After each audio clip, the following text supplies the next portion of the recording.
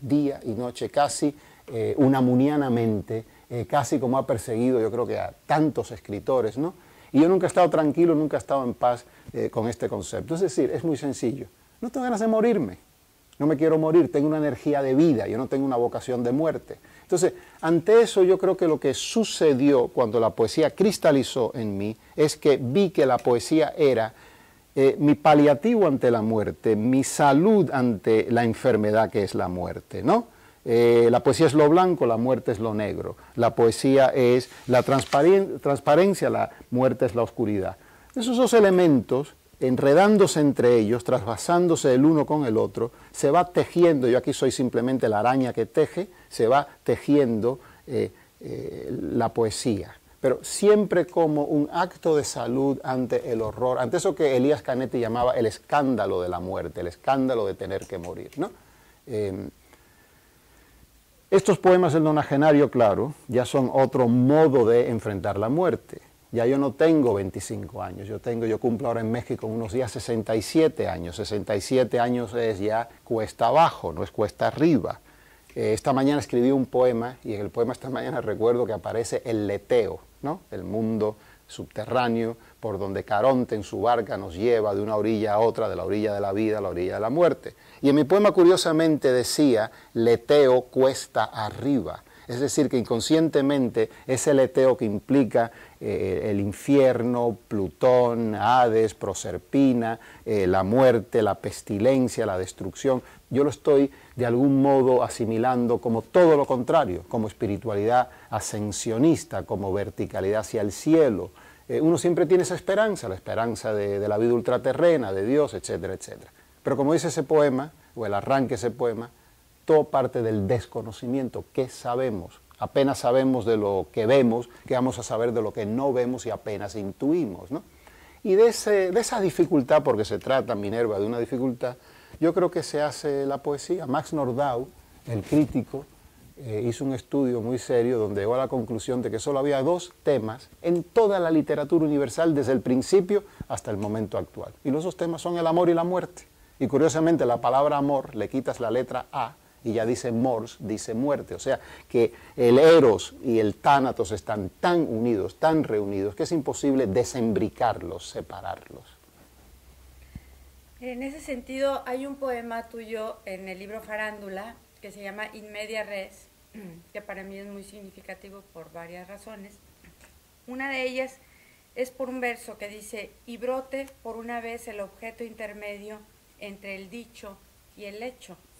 Con lo que nos refieres es como si la poesía fuera ese objeto intermedio, esa construcción, esa maquinaria ilimitada que nos lleva a posicionarnos ante los grandes temas que nos acosan y que nos acosan en nuestra más débil humanidad, nos llevan a replantearlos, a tejer en torno de ellos. José Coser es un hilandero en ese sentido, es un tejedor, es un sastre. Y tiene que ver eso en gran medida, creo yo, con esta figura que dices que te marca mucho, que es la figura paterna. Yo creo en ese sentido que tu libro, Un caso llamado FK, un caso llamado Franz Kafka, tiene que ver con esto, tiene que ver con esa presencia, que es una presencia base en la poesía de José Coser, es una presencia muy poderosa, y quisiera que nos hablaras de ella, quisiera que tocaras este tema. Bueno, creo que el tema que estás tocando es un tema que atañe a todo el que es poeta, es decir, siempre nos sentimos como vehículo, como hacedores, como manufactureros de algo, ¿no? Yo me siento como un alfarero que se levanta todas las mañanas, se acerca al barro, al torno, y empieza a darle vuelta al torno y a modular o remodular con la arcilla un objeto que acabará siendo 20 minutos después, pues un poema, otro poema más. ¿Qué más da, no? Es una labor de hormiga, es una labor de araña, y lo que más interesa, lo que más se disfruta en el momento de la creación es justo el segregar como araña ese hilo que va saliendo en nosotros semiconscientemente, casi inconscientemente, y que uno como un niño asombrado ante la realidad, ve de repente moverse por la página en blanco, derivar a un final y ser poema. ¡Ah, qué maravilla! Pero esto, ¿lo he hecho yo? Sí, claro que lo he hecho yo, no me lavo las manos, pero de algún modo tampoco lo he hecho yo. ¿Quién ha hecho ese poema? Lo ha hecho la historia de la poesía, el lenguaje, el don o vocación que se recibe. Es un misterio tan profundo el que uno haga ese objeto que se llama poema. Es tan distinto hacer eso de lo que hace el alfarero, que hace, sí, y es maravilloso lo que hace, pero en términos generales lo que hace es una cosa mecánica. Nosotros nunca hacemos una cosa mecánica, pero simplemente al mismo tiempo somos mecanismo e instrumento, maquinaria, si se quiere, ilimitada, de algo muy misterioso que recibimos. Comprendemos que lo hemos recibido porque somos seres receptivos a esa situación y con aquello vamos hilvanando, vamos haciendo. En mi caso concreto, si le añades a esta generalidad de que la poesía hace que el poeta sea simplemente vasija porosa, araña que hila, aparte de esa generalidad, en mi caso esto se refuerza, se complica, porque en efecto hay una tradición de la costura. Una de las marcas que yo llevo desde mi infancia es un tapiz que hizo mi madre y que estaba en la sala de nuestra casa en La Habana, donde hay un pozo, un brocal, unas ovejas, una zagala, unos pastores, un cayado. Bueno, ese emblema, que además eran esos tapices que se vendía la maqueta con números y entonces la persona iba, ¿cómo se llama?, tejiendo, bordando el tapiz, ¿no? O sea que no requería la más mínima originalidad, era una cosa mecánica. Pero mi madre estaba muy orgullosa de ese tapiz y estuvo en la casa, en La Habana, toda una vida, toda mi infancia yo lo vi. Es impresionante cómo yo creo que ese tapiz me llevó a hacer poesía, es decir, a intentar reproducir lo que yo veía día tras día en esa sala luminosa de la ciudad de La Habana, en ese tapiz. Incluso desde niño, ese tapiz me obligó a un cierto lenguaje. Yo debo ser uno de los pocos niños cubanos que con 12 años de edad decía zagal, zagala, cayado, brocal, pozo.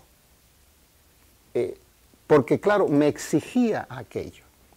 La madre y la costura. Y ahora viene el padre que se gana la vida como sastre. Mi padre en Polonia entró en el ejército polaco y como era un hombre frágil, débil, pues lo pusieron a hacer gorras y aprendió la profesión de sastre en el ejército polaco. Llegó a Cuba y lo primero que hizo fue, bueno, pues hacer gorras, es lo que sabía.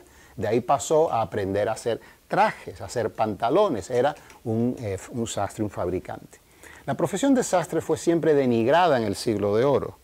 Quevedo ataca a los médicos, a los leguleyos y a los sastres, porque los sastres robaban al público, te prometían una cosa y no cumplían y tenían muy mala fama.